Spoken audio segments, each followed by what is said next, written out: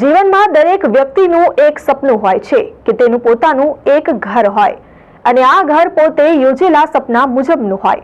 ત્યારે તમારા સપનાના આ ઘરને સાકાર થતું જોવા માટે હવે તમારે વધુ દૂર જવાની જરૂર નથી. બારડોલી ખાતે અર્બન વિલેજ આ માટે ઉત્તમ વિકલ્પ છે, જ્યાં લક્ઝરિયસ બંગલો સાથે જ મળતી એનિમિટીઝ એ શ્રેષ્ઠ કક્ષાની છે. અર્બન વિલેજના નિર્માતા યુનિયન ગ્રુપના ડાયરેક્ટર સુનિલ જયંતીલાલ શાહે જણાવ્યું હતું કે અર્બન વિલેજ એ સુંદર પ્રોજેક્ટ છે, જ્યાં ગામડામાં શહેરની સુવિધાઓ પૂરી પાડવામાં આવી રહી છે. મલ્ટી લેવલ ટેરેસ ગાર્ડન સાથેના 4 BHK બંગલા આપણા અને આપણા પરિવારની દરેક જરૂરિયાતોને ધ્યાનમાં રાખીને બનાવવામાં આવી રહ્યા છે. ખાસ બાબત એ છે કે પ્રોજેક્ટની અંદર જ એક વિશાળ ક્લબ હાઉસ સાથે જ 9 જેટલા ગેસ્ટ રૂમ પણ બનાવવામાં આવી રહ્યા છે, જેથી કોઈના ઘરે કોઈ પ્રસંગ હોય ત્યારે ગેસ્ટને રોકાણ માટેની પણ અનુકૂળતા મળી રહે. સાથે જ જાણીતા આર્કિટેક્ટ ઈશ્વર ગેહી દ્વારા બંગલાઓની ડિઝાઇન તૈયાર કરવામાં આવી રહી છે. ત્યારે આ પ્રોજેક્ટ હેઠળ બનાવવામાં આવેલ સેમ્પલ બંગલાનું મનીષાબેન સુનિલ શાહના હસ્તે ઉદ્ઘાટન કરવામાં આવ્યું હતું.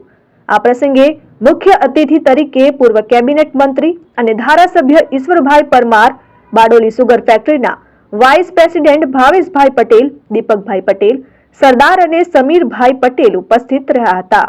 બારડોલીમાં અમે પ્રોજેક્ટ લઈને આવેલા છીએ અર્બન વિલેજ.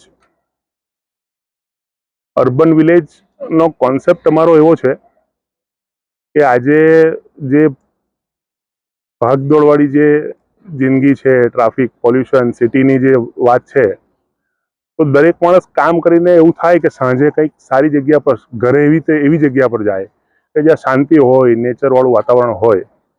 તો અમે સિટીને અડીને જ એક આ અર્બન વિલેજ પ્રોજેક્ટ કર્યો છે, જ્યાં કુદરતી વાતાવરણ, શાંતિ બંનેની અનુભૂતિ થાય.